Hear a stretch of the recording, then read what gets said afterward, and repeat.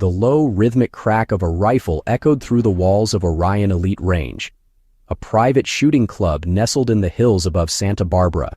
Inside, everything gleamed: polished mahogany counters, walls lined with sponsor plaques, and glass displays of competition-grade weapons that cost more than most cars. Members moved about in custom gear, monogrammed vests and noise-canceling headsets designed for luxury as much as function. It was a sanctuary for the accomplished, a space curated for excellence, and above all, for status. Clara Hayes did not belong here. She stepped through the entrance, clutching a faded backpack that slumped from years of wear. Her jeans were too faded, her hoodie a simple gray, and her old running shoes made a soft squeak against the tile. No one greeted her. The receptionist glanced up, took in her appearance, and then returned to her tablet with a dismissive flick of her fingers. Clara walked forward, the weight of every glance clinging to her. No name tag, no recognizable sponsor, no sleek rifle case with carbon fiber edges.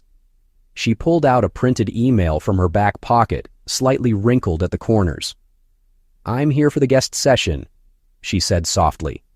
The receptionist hesitated, lips tightening. Guest sessions require a registered pass from an existing member. Clara nodded, unfolding the paper. "It was sent to me, from Elijah Torres. He's my cousin." A name like Elijah carried weight here. The receptionist's posture shifted. Elijah Torres was a decorated Marine sharpshooter and one of the few people with lifetime access to the club. Room 3. Just stay on the beginner's lane. Clara offered a small smile and walked toward the range. Her hands were steady, but her stomach twisted. She had not held a weapon in over 3 years. Not since Jonas. She paused near the lockers and unzipped her pack. Inside, wrapped in an old towel, was a Glock 17. Not customized.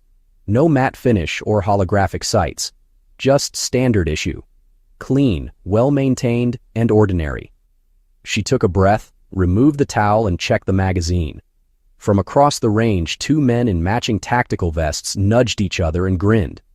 "Someone tell housekeeping the lost and found is over there," one said, voice raised just enough to carry. The other laughed. "That's adorable. She brought a toy." Clara ignored them. She had not come here for a fight, only to keep a promise. A few lanes over, Derek Langston observed the exchange. Broad-shouldered, clean-cut, and effortlessly confident, he was Orion's crown jewel. Former Army sniper, current private security executive, and 5-time club champion. His gear was branded, his followers loyal. His word held power here. He watched Clara with mild amusement as she loaded her weapon. Should someone explain that grip to her? He asked, to no one in particular. One of his group chuckled. Nah, let her learn by embarrassment. Builds character. Clara took her position at the far end. Her movements were slow, deliberate. She adjusted her stance, feet shoulder-width apart, weight balanced, and lifted the Glock. "Wait for it," Derek whispered, as if watching a crash about to happen. The first shot rang out, echoing clean through the chamber. There was silence for a moment. Then the mechanical whir of the target retrieval system hummed. Slowly, the paper target slid toward the observers. One perfect hole in the center. Dead center. The 2 men who had mocked her blinked. One leaned forward as if his eyes might be deceiving him. Derek's smile faltered. Clara calmly lowered the Glock, ejected the magazine, and placed the weapon back on the counter. She reached into her bag, pulled out a simple cloth, and began cleaning without comment. One of the younger members nearby muttered, "Beginner's luck." Derek scoffed. "Yeah? Let's see her do it again, at 70 yards. Clara looked up for the first time, her expression neutral. "I didn't come here to compete," she said. Derek stepped forward, voice louder now. "How about a friendly wager? 70 yards. 1 shot. Hit the bullseye, and I'll donate 10 grand to the charity of your choice." Miss, and you leave. Simple. Clara hesitated. She twisted the thin silver band on her ring finger. It was barely noticeable under the range light, worn smooth by time. She glanced at the distance marker, then at the crowd that had begun to gather. The Glock felt heavier in her hand now, not because of fear, because of memory. She stepped forward again, took position, let the noise fade, and without another word, she raised the weapon. The chamber went silent. Then another crack, and again, the whir of the retrieval system. This time, no one spoke. When the target reached the viewing area, the room seemed to tilt. One shot, one hole, dead center, and with it, the beginning of everything that would follow. Before she became the woman who silenced a shooting range, Clara Hayes lived a life few would have noticed. She grew up in Bakersfield, California, where the air smelled like dust and diesel, and where girls like her were expected to be quiet, dependable, and invisible. Her father was a mechanic. Her mother cleaned houses. Clara graduated high school without honors or scandal, and went to community college for accounting. She liked order. She liked solving things one step at a time. Numbers didn't yell. They didn't change their minds. They added up, or they didn't. She was 25 when she met Jonas Hayes. They were in line at the DMV, both irritated, both trying not to show it. He offered her a granola bar and made a joke about government efficiency. She smiled. He smiled back. He didn't tell her he worked for the Bureau of Alcohol, Tobacco, Firearms, and Explosives. Not at first. He just said he traveled for work and liked the quiet. Their relationship started with small things: evening walks, cheap takeout, silence that wasn't awkward. She fell in love with the way he listened. He fell in love with how steady she was. 6 months in, Jonas told her the truth. He was an ATF field agent specializing in illegal weapons trafficking. His job was dangerous and classified. There would be long absences. There would be times when he couldn't talk. He wouldn't tell her lies, but he wouldn't always be able to share the truth either. Clara accepted it without hesitation. They married in a civil ceremony. No guests, just a clerk and a witness from the building next door. Jonas wore a suit. Clara wore a navy blue dress she found on clearance. It was simple. It was perfect. In the first year of their marriage, Jonas brought her to a shooting range for the first time. "If something ever goes wrong," he told her, adjusting her stance with gentle hands, "I want to know you can protect yourself." Clara was hesitant. The gun felt heavy, unfamiliar. But Jonas was patient. He showed her how to breathe, how to align her sight, how to squeeze, not pull, the trigger.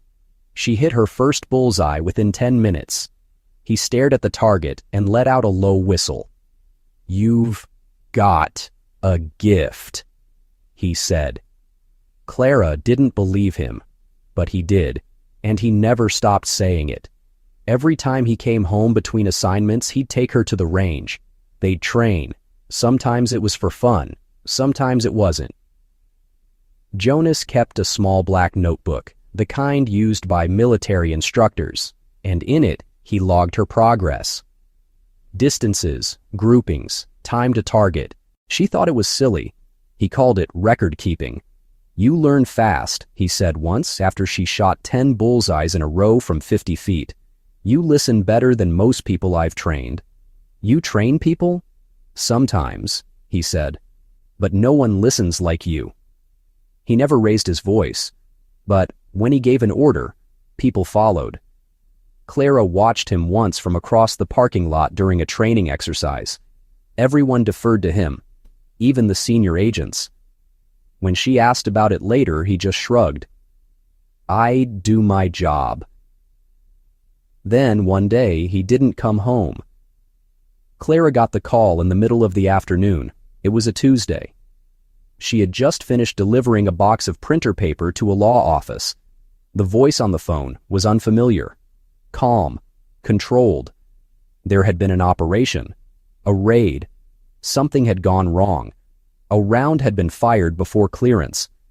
Jonas was caught in the crossfire. They called it an accident. There was an internal investigation, but no public answers. His name was buried in a 2-paragraph press release. No funeral beyond the flag ceremony.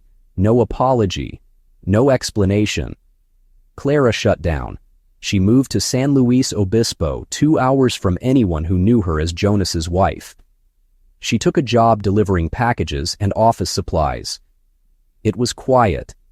She didn't have to talk to anyone for more than a few minutes at a time. She liked the silence. The guns were locked away in a safe under her bed. She didn't open it for almost 3 years. She stopped checking the news, stopped answering calls from people who wanted to see how she was doing. There was only one person who kept calling. Elijah Torres, her cousin. Elijah had served with Jonas during joint operations in Afghanistan before transferring to the Marines. He knew Jonas long before Clara did, and he never stopped treating her like family. "You're still part of the crew," he would say, "whether you like it or not." He had tried for months to convince her to go back to the range. "He taught you for a reason, Clara. He believed in you." She always refused. Then, last week, the package came. Inside was a 1-day pass to Orion Elite Range and a note in Elijah's handwriting. "Time to pick up where you left off." Jonas would want that. She sat with it for hours, unsure if she felt angry or afraid. Maybe both. She didn't sleep that night. She opened the safe, took out the Glock. Her hands remembered its weight. That was when she made the decision. She packed a small bag, cleaned the weapon, took the bus. She didn't tell anyone where she was going. She didn't go to be seen. She went to keep a promise, to stand still, to breathe, to aim, to stop hiding. At Orion, she had expected judgment. She had expected the looks, the snide remarks, the subtle cues that said you don't belong here. What she had not expected was the calm that returned when her hands gripped the pistol. It was like Jonas was beside her again. That familiar whisper at the back of her mind. Feet shoulder width, shoulders relaxed, eyes forward, exhale halfway, then fire. And when the bullet tore through the center of the target, she felt something shift. Not in them, in her. They had come expecting to laugh. Instead, they fell silent. And now, Clara Hayes was no longer just a quiet woman in a hoodie with a Glock. She was the woman who made the room go quiet. And they had no idea what else she was capable of. The silence after Clara's shot did not last long. Whispers rippled through the crowd, not loud, but sharp, confused, some curious, others irritated.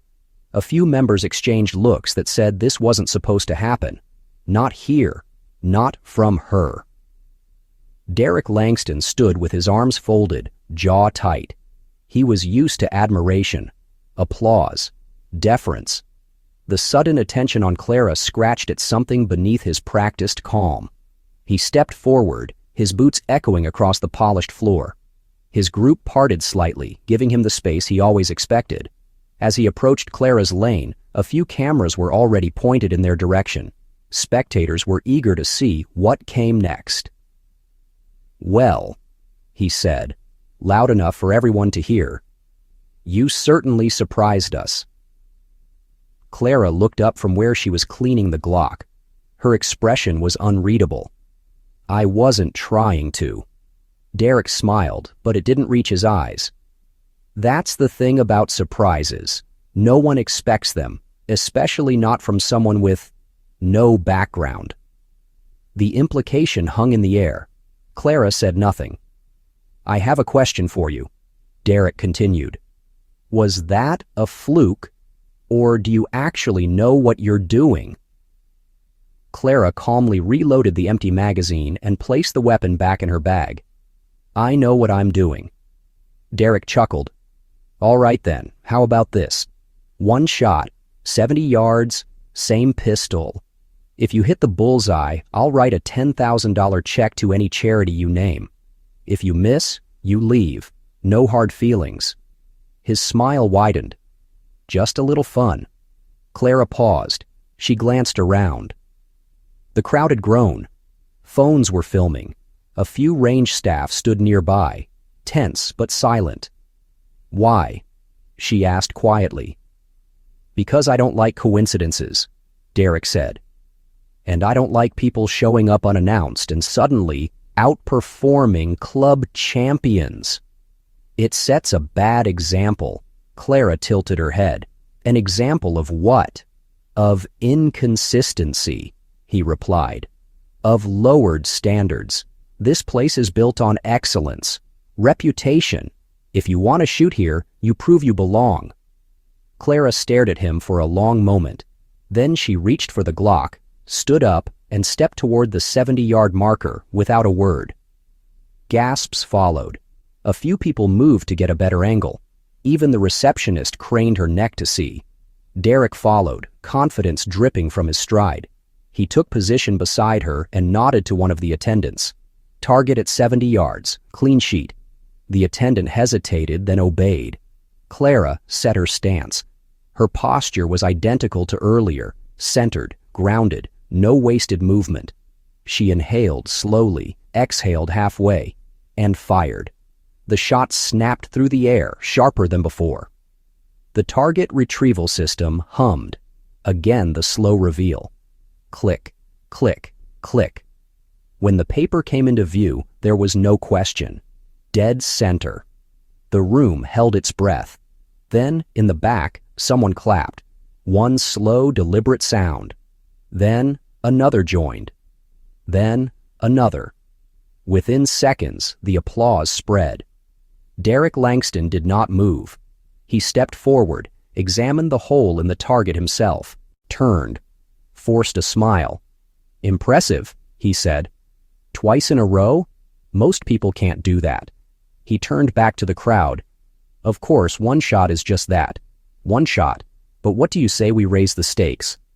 Clara did not respond. Derek continued. A real test.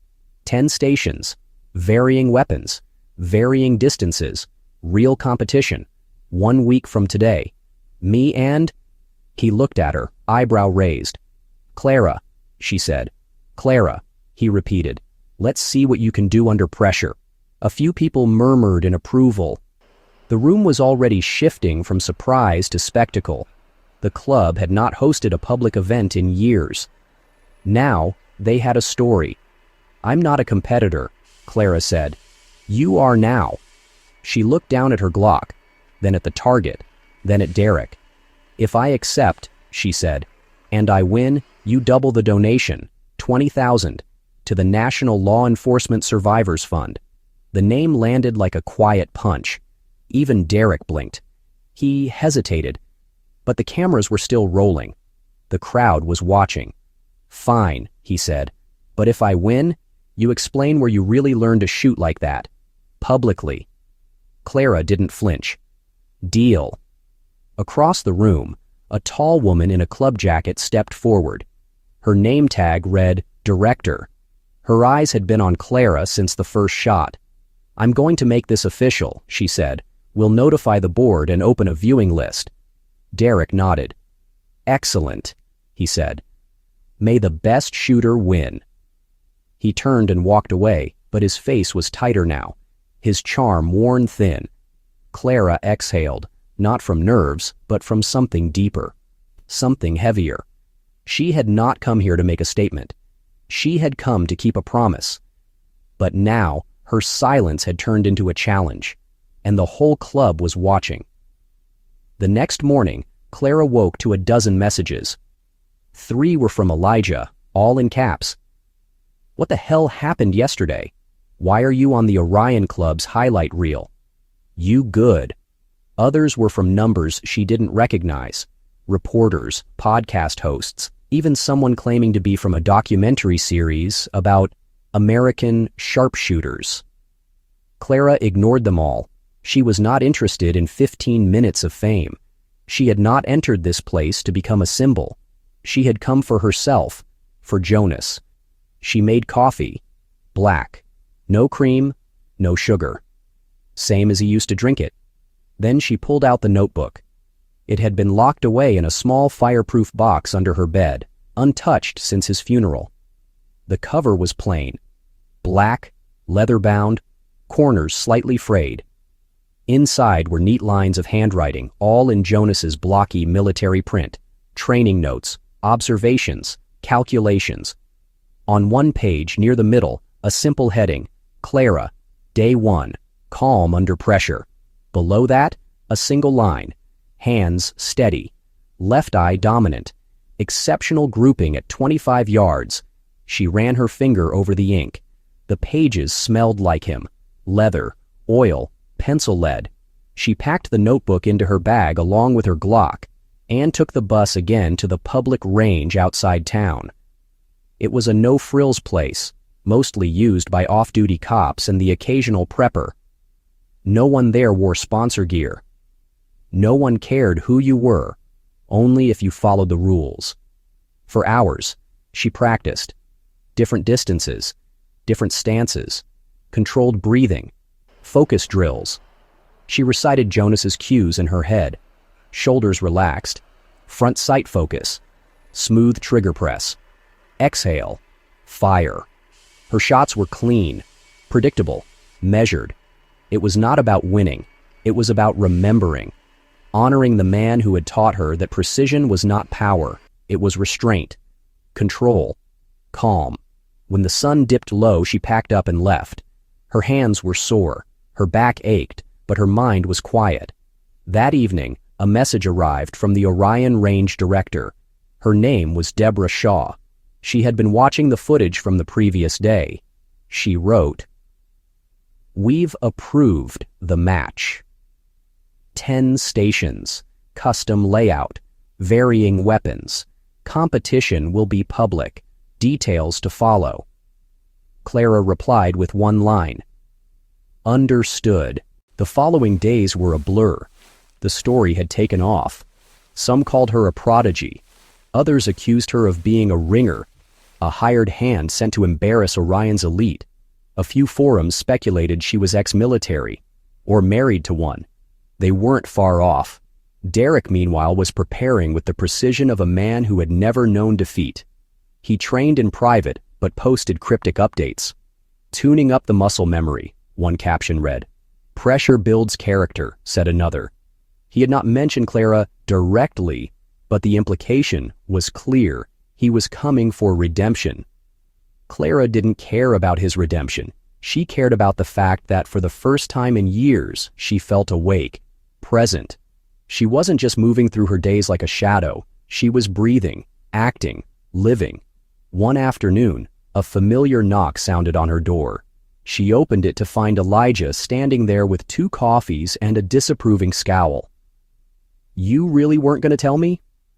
"I didn't plan to get involved," she said. "Well, you did," he replied, "and now the whole veteran community is watching."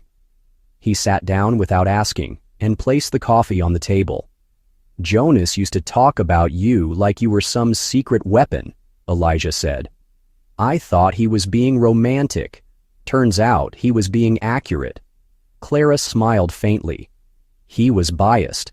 "Maybe," Elijah said, "but he knew shooters, and he said you had better control than half his squad." They sat in silence for a while. "He'd be proud," Elijah said quietly. Clara looked down at her coffee. "I hope so." That night, she stared at the Glock on her table for a long time. Then she reached into the notebook again and flipped to one of the final pages. The handwriting was messier, a little more rushed. Clara. Week 18. Maintains tight groupings under fatigue. 0 flinch response. Exceptional trigger discipline. Final note. If I don't make it home, she'll know what to do. Her throat tightened. Her eyes burned, but she didn't cry. Instead, she stood, walked to the range bag, and began preparing again. Because the truth was, this competition wasn't just about shooting. It was about identity, dignity, and a promise made in silence that could only be kept through action. And in 3 days, she would step into the arena not to prove anything to the world, but to herself and to him. The official announcement from Orion Elite Range went live on a Tuesday morning. Elite member Derek Langston versus guest shooter Clara Hayes. 10 stations. 10 weapons. 1 winner. Saturday. Open to members, veterans, and registered media. By noon, the event had a hashtag. Marksman Showdown. Within hours, Clara's name was trending in niche circles, firearm forums, tactical training groups, even a few news outlets that had caught wind of the story. Some questioned her credentials. Others were thrilled by the idea of a civilian taking on a decorated sniper. Most simply wanted to see if she could do it again. At the club, preparations moved quickly. The board had not seen this much attention in years. They seized the moment, upgrading seating, securing media partnerships, and even inviting retired military guests. It wasn't just a shooting match anymore. It was becoming a spectacle. Derek Langston used the attention to his advantage. His face began appearing in sponsored posts, in short interviews on firearms YouTube channels, and even a segment on a veteran lifestyle podcast. He never badmouthed Clara directly, but he repeated certain phrases with a rehearsed smile. There's a reason the military teaches discipline. Pressure doesn't just test you, it reveals you. Consistency beats lucky shots, every time. Clara, by contrast, declined all interviews. She trained in quiet. 2 days before the match, she visited an outdoor range on the outskirts of Paso Robles. The wind was stronger there, the terrain uneven, the conditions unpredictable. She set up targets at varying distances and brought out a borrowed bolt-action rifle. One of the competition stations had listed a long-range precision weapon she had never used before. She would not go in unprepared. The rifle kicked harder than her Glock. The scope felt different, less intuitive. But she adapted. Slowly, methodically. Halfway through her drills, a man approached from the far bench. Tall, lean, dressed in civilian clothes but with the posture of someone trained to scan exits without thinking. Mrs. Hayes? Clara turned, cautious but calm. Yes? I'm Commander Stephen Watts, retired Navy. I served with Jonas. Her chest tightened. She hadn't heard Jonas's name spoken aloud by someone who knew him in years. We didn't work directly together, Watts continued. But I was part of his final op. We lost a good man. Clara nodded, words momentarily gone. I came because I heard about Saturday, Watts said. I figured you might appreciate a few insights. The weapon you're using, the one in the final station, it's not civilian standard. It's a modified variant. High sensitivity trigger, tight shoulder stock, low tolerance scope. I've never handled that exact model, Clara admitted. Most haven't, Watts replied. But Jonas did, extensively. He placed a folded paper on the bench. His scope adjustments, for windage, elevation, body position. Clara unfolded it slowly. The handwriting was familiar. He wrote those notes during winter training, Watts said. Claimed you might use them someday. Most of us thought he was just sentimental. Clara held the paper as if it might vanish. Thank you, she said. Don't thank me, Watts said. Just hit your target. He left without another word. That night, Clara studied the notes, then reviewed the club's official rules. One section caught her attention. Each station will include standard club firearms, no personal weapons permitted, no external optics or attachments. She knew what that meant. She would have to compete without her Glock, without Jonas's scope. But that was fine. She didn't need comfort. She needed clarity. She spent Friday cleaning weapons at the public range, running drills with heavier triggers, adjusting to unfamiliar grip shapes. She focused on muscle memory, breathing control, recovery time between shots. As she packed up to leave, her phone buzzed. A message from Deborah Shaw. Final update. 10 stations confirmed. Station 10 will be the modified Langston TACX. Board has approved. Clara read it twice, then typed a single response. Thank you for the transparency. At the same time, in a private training room at Orion, Derek stood with his advisor, reviewing each weapon on the course. He grinned as they reached the final entry. She doesn't stand a chance on the TACX, he said. The advisor looked unsure. She's handled stress well so far. Derek waved him off. She's been lucky. Saturday ends that. Later that night, Clara returned home and opened the box beneath her bed. Inside were 2 medals, a folded flag, and Jonas's watch. She slipped the watch on her wrist and sat down with the notebook. She did not review scores. She read his last entry, written in pen so faint she had missed it the first time. If this notebook is in your hands, I didn't come home. But if you're reading it now, you're stronger than I ever was. Shoot clean. Stand tall. That night, she slept without dreams. Saturday arrived with the stillness of a storm about to break. The club was packed. Retired generals, tech CEOs, local reporters, and off-duty agents filled the rows. There were veterans in uniform and families with flags pinned to their jackets. Cameras were everywhere. The range had been transformed. Digital scoreboards, station lights, sponsors, banners. Derek arrived first, stepping from a black SUV with his team. He wore tactical gear embroidered with his name and rank. He shook hands. He smiled for photos. Clara arrived alone in jeans and a plain blue shirt. Her hair was tied back. No makeup. No entourage. She carried a duffel bag with nothing but her gloves, Jonas's watch, and a water bottle. When she entered the staging area, Deborah approached her. "You'll be shooting first," she said. "Standard draw, 1 minute per station." Clara nodded. "Mr. Langston will follow. The final station counts for 30% of total score." Clara raised an eyebrow. "Strategic placement," Deborah said. "It favors those with long-range experience." Clara understood. She offered a quiet smile. "Thank you for letting me know." Deborah hesitated, then said more softly, "I've worked here for 11 years. I've never seen someone make this place go quiet like you did last week." Clara gave no reply, only a small nod. The crowd was restless when the horn sounded. Clara stepped onto the line. "Station 1, semi-automatic pistol, 25 feet. She inhaled, exhaled, fire, bullseye.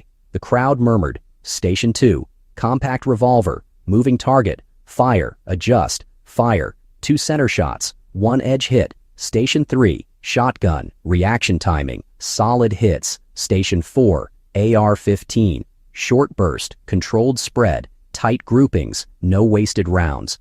By Station 5, whispers gave way to something deeper. Awe, recognition. She wasn't just holding her own, she was building something. By the time she reached Station 8, she was tied with Derek's best historical scores. Derek, watching from the sidelines, folded his arms. "Let's see how she handles my rifle," he muttered. Station 9, light sniper platform, strong crosswind simulation. Clara adjusted her stance, remembered Jonas's words. "Let the wind come to you. Don't fight it. Interpret it. 3 perfect hits." Now the scoreboard showed the obvious. Clara Hayes and Derek Langston. Tied. It would all come down to one weapon, one shot, the Langston TACX, and the final station. Clara stepped onto the 10th and final station like a soldier returning to familiar ground. The Langston TACX lay waiting on the bench ahead of her. Matte black, sleek, intimidating in both design and reputation. Derek had helped design it years earlier, modifying every component to match his preferences. The trigger tension, the balance, the custom long-range scope that responded to the subtlest shifts in pressure. The moment Clara saw it, she knew. The rifle had been calibrated for someone with Derek's exact frame and style. The cheek rest was slightly lower than standard. The trigger was feather light, almost dangerously so for anyone unfamiliar. And the scope, adjusted to Derek's specific 0, not reset for a neutral shooter. It wasn't against the rules, but it wasn't fair, either. She looked up to the judge's booth. Deborah Shaw met her eyes across the glass. Her face was unreadable, but her presence meant something. Someone was paying attention. Clara sat down and slipped on her gloves. Around her, the crowd hushed. The scoreboard displayed the stakes in bright digital red. Clara Hayes, 870. Derek Langston, 870 final shot worth 300 points. Bullseye equals victory. Anything less, second place. Clara rested her hands on the rifle. She adjusted the stock as much as she could, then opened her duffel bag. From inside, she pulled out Jonas's folded notes. Not the notebook, just one page, carefully creased and smoothed. She studied it. The lines, the margin scribbles, the small windage correction chart Jonas had once drawn for her during a winter storm on the range outside Flagstaff. The wind today was light, barely a whisper, but still enough to sway around at long distance. She read the final note at the bottom of the paper, printed in ink that had begun to fade. You're not guessing, you're calculating.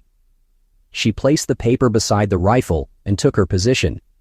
Feet anchored, elbows tucked, eye to scope. She inhaled slowly, held it. And that was when the light flashed. A small, sudden glint, somewhere near the viewing platform. A reflection, maybe from a camera lens or a phone screen, cut across her peripheral vision and fractured her focus for half a second. Clara blinked. Her breath caught. She did not look up. She did not react. Instead, she closed her eyes.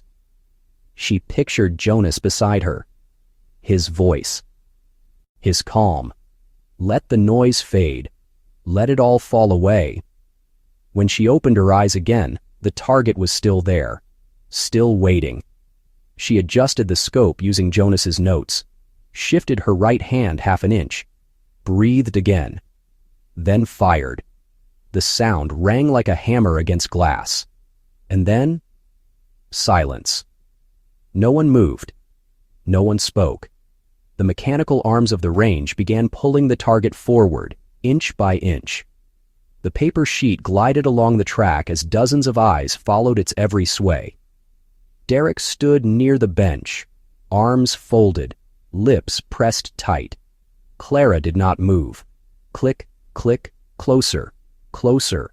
Finally, the target reached the front of the line, a perfect hole. Dead center. The crowd erupted. For a moment, the noise was overwhelming. Not just applause, cheering, shouting, the kind of sound reserved for the impossible. Clara exhaled, slow and even. She removed her gloves, folded them neatly, and placed them beside the rifle. Derek approached. His smile was gone. He looked at the target, then at her, then back at the judges. "I want a review," he said sharply. "No one shoots like that cold. That's not luck. That's not skill. That's practiced familiarity." Deborah Shaw stepped out from the booth and approached them.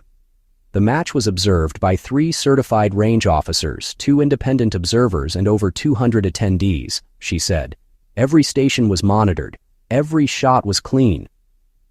"She brought in outside materials," Derek snapped, pointing to the folded page beside the rifle.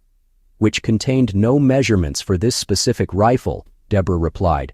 "Only manual calculations, which are not prohibited by club rules." He stepped closer. "She's not even a member. She's not military. She doesn't belong here." Clara stood slowly, her voice calm.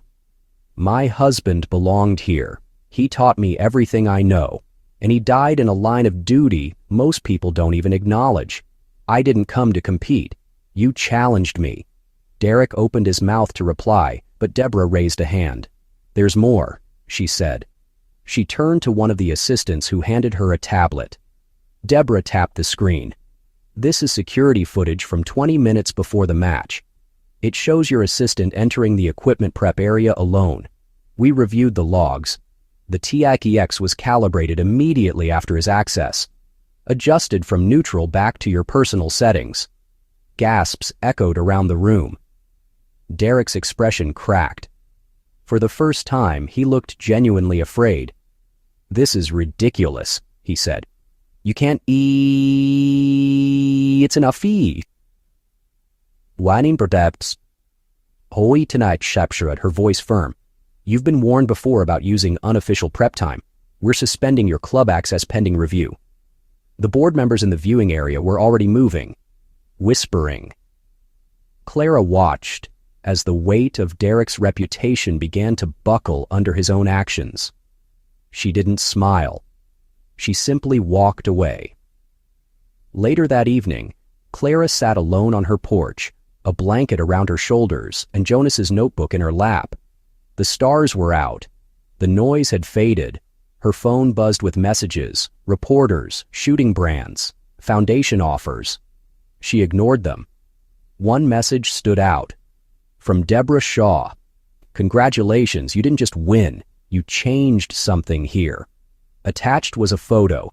It showed Clara standing at the 10th station, framed by light, the crowd behind her rising to their feet. A moment frozen between silence and sound. Another message arrived shortly after, from Elijah. He wrote, "You did it. You actually did it. And Jonas would have lost his mind watching you shoot like that." She smiled for the first time in hours. Not because she had won, but because for the first time in 3 years, she no longer felt invisible.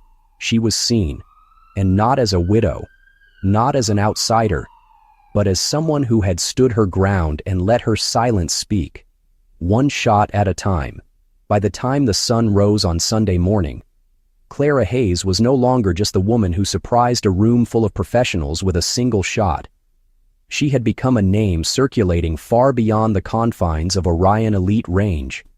Her story had been clipped, edited, and reshared across platforms, with titles ranging from "Civilian Outsmarts Elite Marksman" to "The Woman Who Broke a 5-Year Record."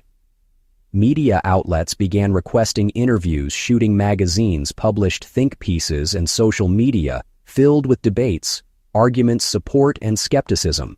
Some hailed her as a quiet hero.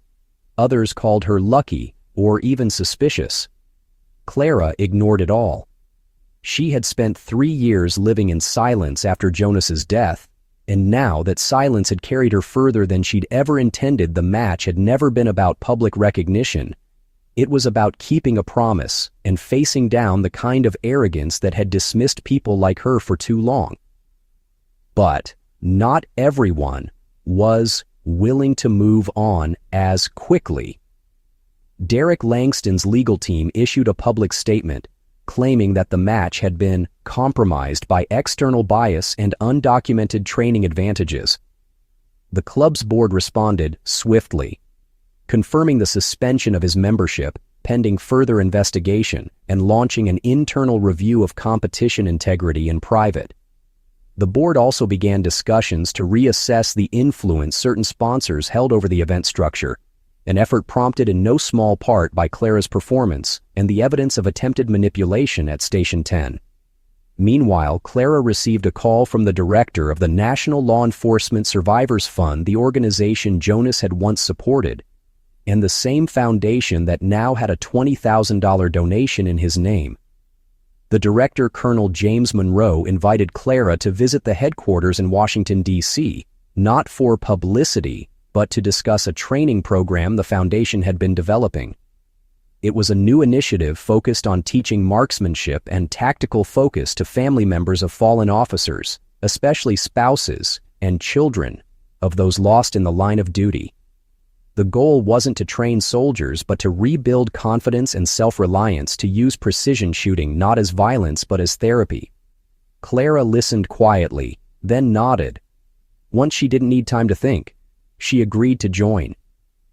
2 weeks later, she stood on a practice field in Virginia, flanked by instructors, veterans, and surviving family members, some of whom still flinched at loud sounds, others who had never touched a weapon before, and many who had lived in the long, quiet shadow of grief.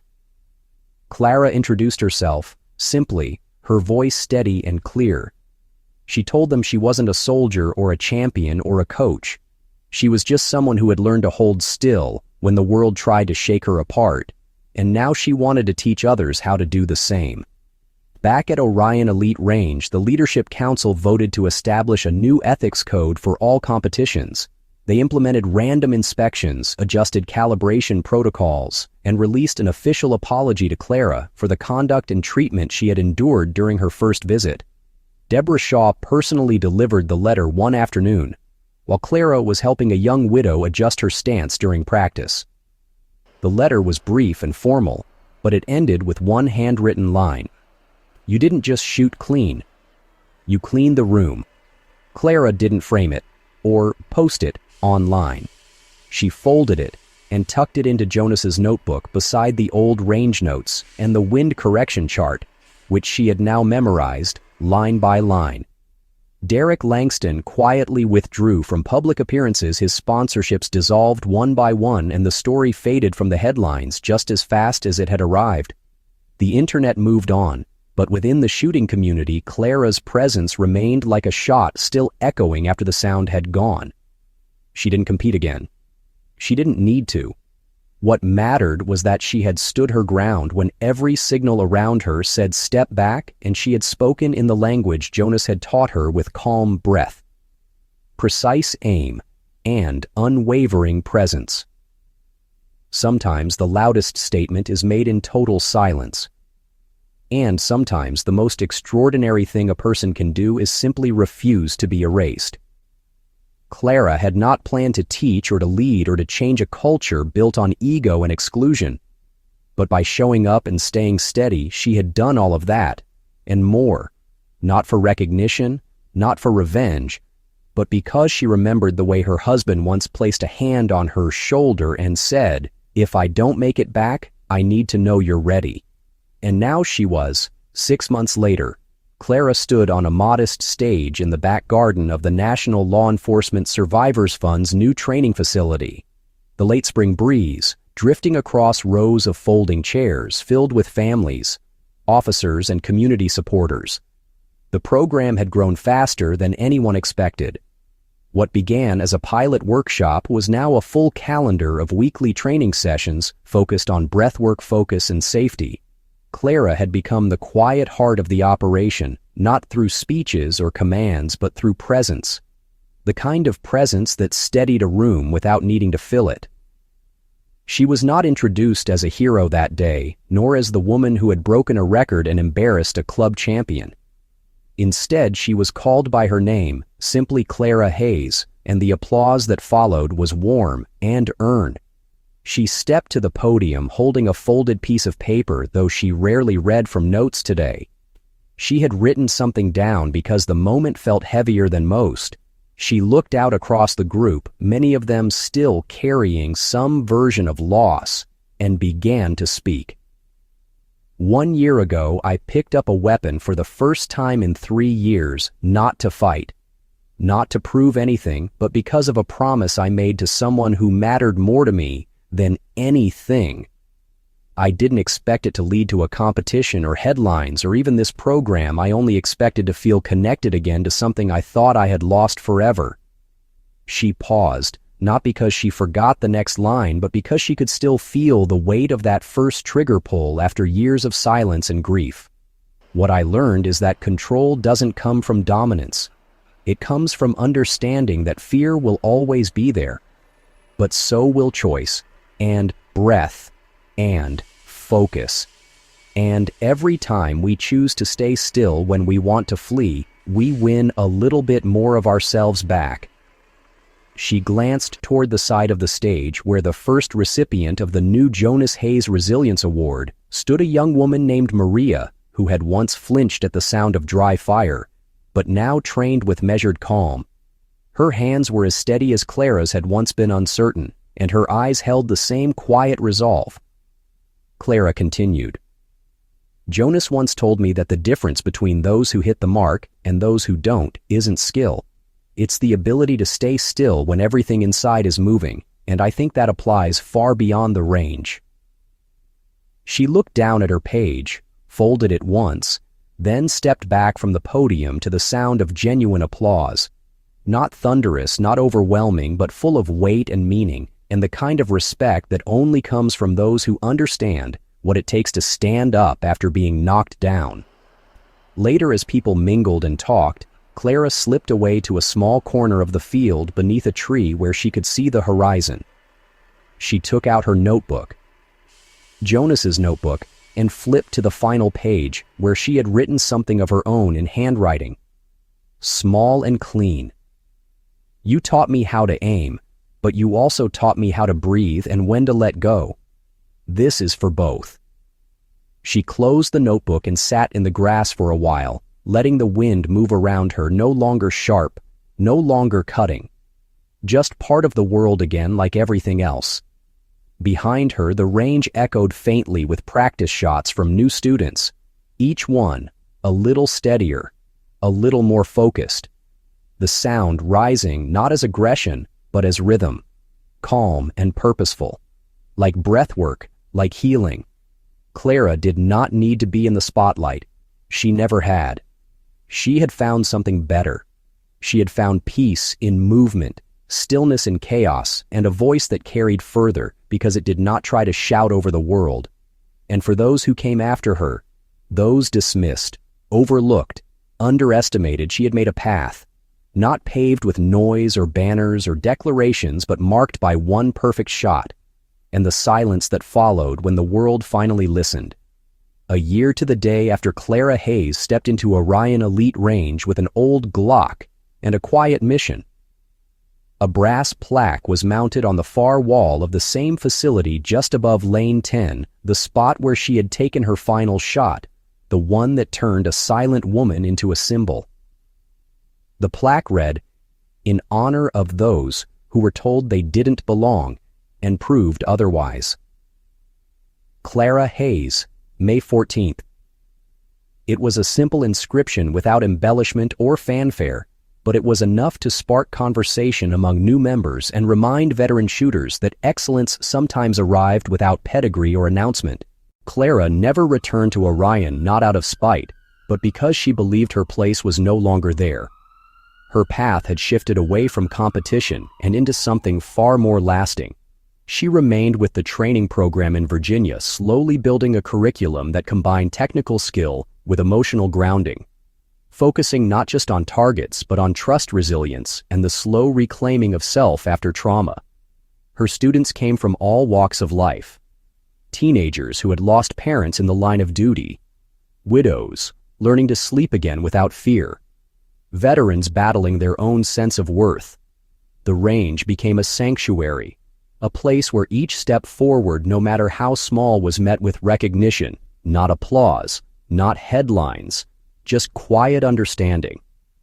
Clara rarely spoke of her match with Derek Langston when asked. She would answer honestly but never dramatically. It wasn't the win she cared about. It was the moment she realized she no longer needed permission to be who she was, and that lesson had nothing to do with scoreboards or records. Meanwhile, Derek's story took a different turn. He vanished from the public eye for several months after his suspension, eventually issuing a formal apology through a statement that was factual but hollow. It was unclear whether he had fully absorbed what had happened or simply calculated what was necessary to protect what remained of his name. His sponsors never returned, and his reputation within the tight-knit competitive shooting world remained fractured. There were rumors he had started training privately again, but nothing concrete. Some believed he had left the country. Others said he was petitioning for reinstatement. What was certain was this: He had once stood at the center of a world built around control power and appearance, and now he was remembered most for the day.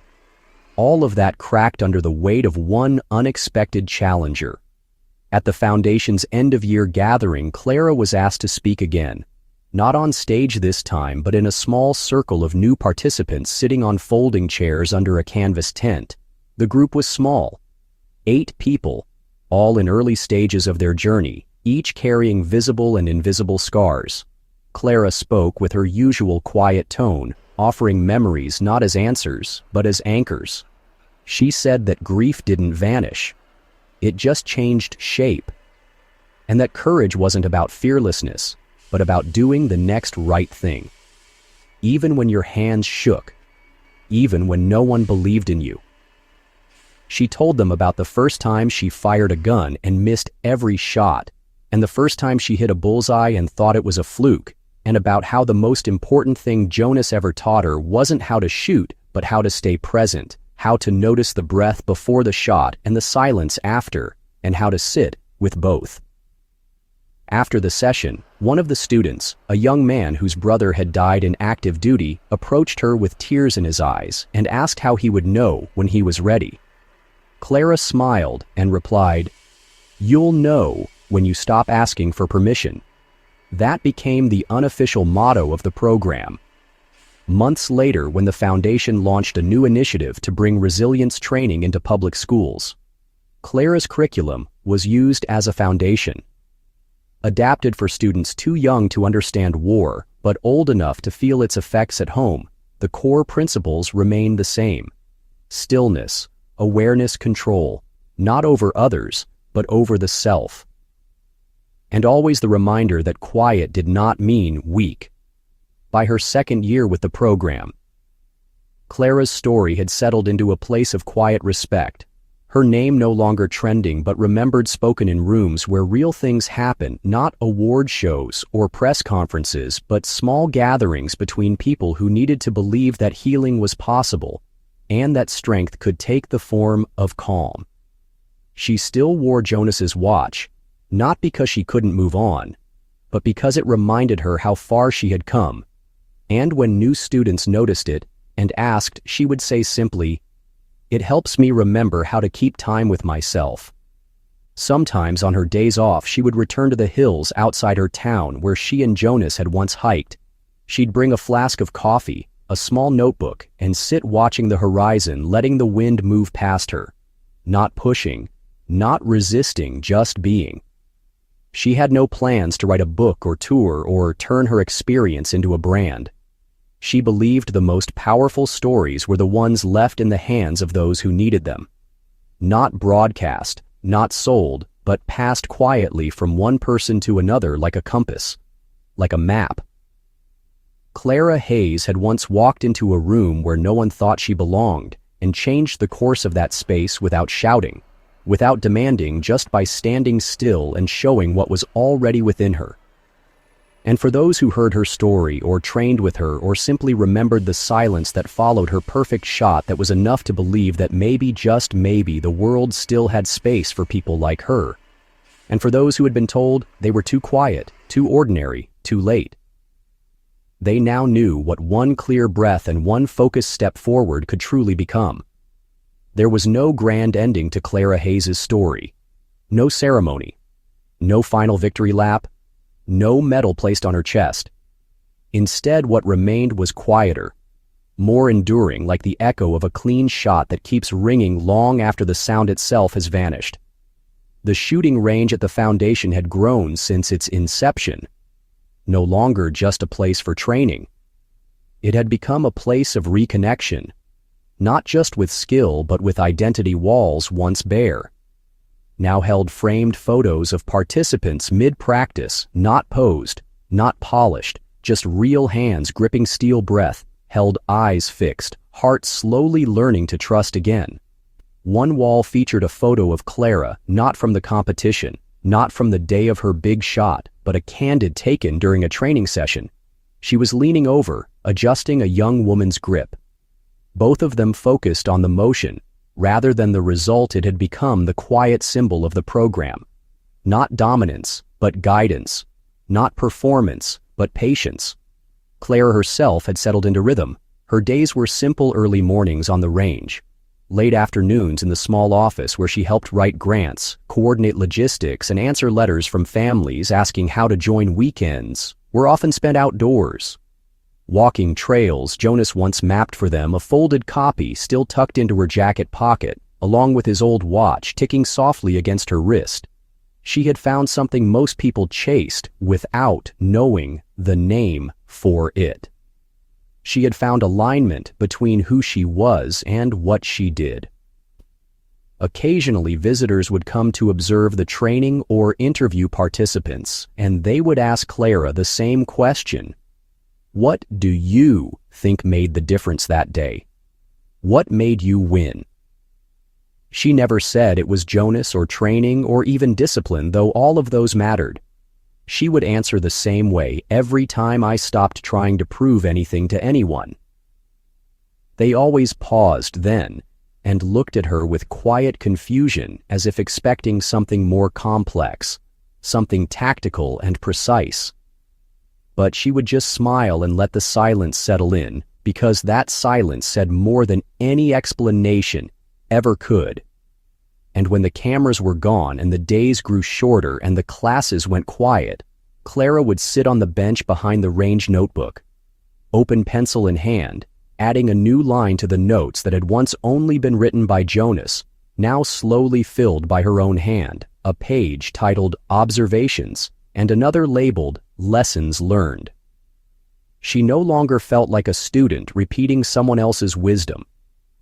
Now she was building something new of her own piece by piece, note by note, not to replace what had been lost, but to carry it forward in a new direction.